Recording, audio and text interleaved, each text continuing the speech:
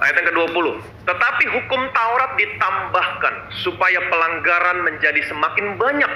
Dan di mana dosa bertambah banyak, di sana kasih karunia menjadi berlimpah-limpah. Perhatikan baik-baik. Di mana dosa bertambah banyak, di sanalah kasih karunia semakin berlimpah-limpah. Nah, saya mau saudara mengerti.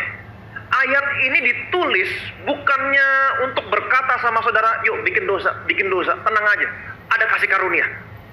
No, bukan. Perhatikan baik-baik. Di mana dosa bertambah banyak, maka di situ kasih karunia berlimpah-limpah. Ayat, sekali lagi saya ulangi, ayat ini ditulis bukannya untuk berkata sama saudara, bikin dosa aja, tenang. Ada kasih karunia, bukan. Kalau saudara berkata demikian, artinya saudara hanya memandang dari sisi sini, dari sisi dosa. Oh, bikin dosa aja, karena kasih karunia akan semakin berlimpah-limpah. Apakah maksudnya Paulus menulis ayat ini berkata demikian sama saudara, bikin dosa aja, Bukan. Paulus tahu, waktu dia menulis ini, akan banyak sekali tantangan, akan banyak sekali pendapat yang mengatakan, oh jadi Paulus mau berkata bikin dosa aja nggak apa-apa, nanti ada kasih karunia. Bukan, itu sebabnya ayat selanjutnya Paulus berkata begini. Jika demikian, apakah yang hendak kita katakan? Bolehkah kita bertekun dalam dosa supaya semakin bertambah kasih karunia itu? Sekali-sekali tidak. Bukankah kita telah mati bagi dosa? Bagaimanakah kita masih dapat hidup di dalamnya? Oke, perhatikan baik-baik. Ayat yang pertama, Paulus bilang begini. Jika demikian, apa itu? Ayat sebelumnya, di mana dosa bertambah banyak, di situ kasih karunia semakin berlimpah-limpah. Jika demikian, apakah yang hendak kita katakan? Kebanyakan orang berkata, oh kalau gitu bikin dosa aja, tenang, ada kasih karunia. Jika demikian, apa yang saudara mau katakan? Paulus tahu, orang akan berkata demikian, tapi Paulus berkata, bolehkah kita bertekun dalam dosa? Supaya semakin bertambah kasih karunia. Ayat berikutnya mengatakan, sekali-kali tidak. Jadi kalau saudara memandang dari sisi sini, saudara akan berkata, yuk bikin dosa aja kalau begitu, nggak usah khawatir, ada kasih karunia. Tapi Paulus bilang, no, bukan itu maksudnya. Karena Paulus tidak memandang dari sisi sini, tapi Paulus memandang dari sisi kasih karunia.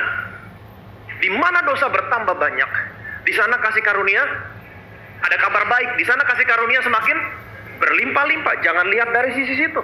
Kalau saudara lihat dari sisi dosa, saudara akan berkata, yuk kita bikin dosa aja, nggak apa-apa, ada kasih karunia. Tapi Paulus memandang dari sisi kasih karunia. Di mana dosa bertambah banyak, saya tahu, di sana kasih karunia Allah semakin berlimpah-limpah. Apa maksudnya? Contohnya, kalau anakmu semakin gila, dulu pulang malam, tengah malam, pulang malam, sekarang nggak pernah pulang, anakmu semakin gila, pergaulannya semakin buruk.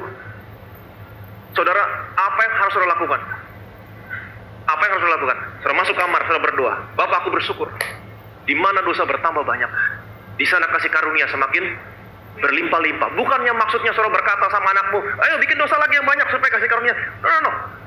Karena saudara mengerti kebenaran. Anak saya boleh semakin gila, tapi saya tahu akan ada kasih karunia Tuhan yang lebih besar lagi untuk menyelamatkan dan mengubahkan anak saya. Amin.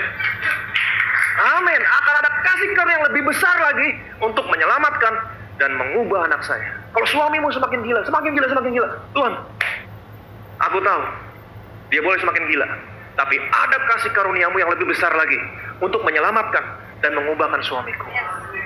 Nah ini maksud ayat ini. Saudara harus memandang dari sisi kasih karunia, jangan memandang dari sisi dosa. Kalau saudara memandang dari sisi dosa, saudara akan berkata, oh bikin dosa aja, tenang, ada kasih karunia Tuhan. Bukan itu maksud Paulus. Paulus berkata, sekali-kali tidak.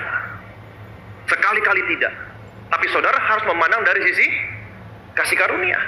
Di mana dosa bertambah banyak, pandang dari sini. Oh, yes.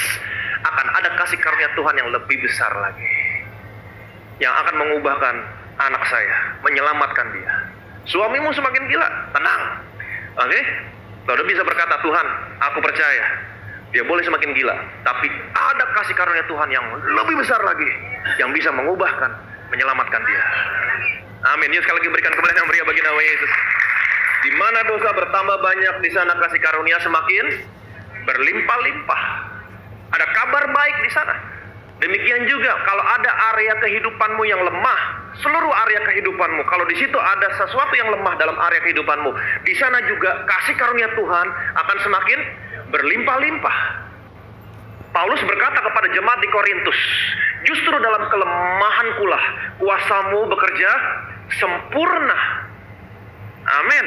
Saudara dan saya adalah orang-orang yang hidupnya di bawah kasih karunia. Saudara dan saya adalah orang-orang yang hidupnya sesudah Yesus mati di atas kayu salib. Dan saya mau saudara mengerti, waktu dia mati di atas kayu salib, dia sudah menyelesaikan segala sesuatunya. Amin. Jadi salib merupakan proklamasi. Allah mau saudara dan saya tahu, orang-orang yang hidupnya di bawah kasih karunia, Allah mau saudara dan saya menerima dan menikmati segala sesuatu yang baik yang seharusnya tidak layak saudara dan saya terima. Sekali lagi saya ulangi, salib merupakan proklamasi. Allah mau memberitahukan kepada setiap orang yang hidupnya di bawah kasih karunia. Allah mau saudara dan saya menerima, menikmati segala sesuatu yang baik yang seharusnya tidak layak saudara dan saya terima. Kenapa? Karena sudah terjadi pertukaran tempat, divine exchange antara saudara dan saya dengan Yesus. Yesus sudah gantikan posisimu. Saudara dan saya gantikan posisinya Yesus. Waktu Yesus gantikan posisimu, dia menerima semua yang buruk.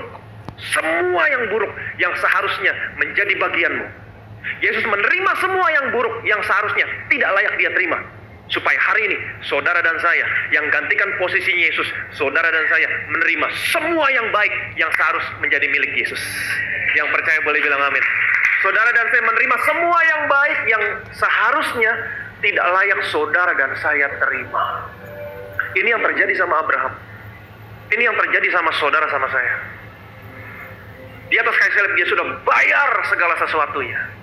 Supaya hari ini saudara dan saya tidak lagi menerima yang buruk yang seharusnya menjadi bagianmu. Yesus tidak pernah menabur yang buruk. Dia selalu menabur yang baik. Tapi di atas kayu salib dia menuai semua yang buruk yang seharusnya saudara tuai. Saudara dan saya tidak pernah menabur yang baik. Saudara dan saya menabur yang buruk. Ketika saudara gantikan posisi dia, saudara dan saya menuai semua yang baik yang seharusnya menjadi bagian Yesus. Saudara dan saya menuai semua yang baik yang seharusnya tidak layak saudara dan saya terima. Wow. Inilah kasih karunia Tuhan.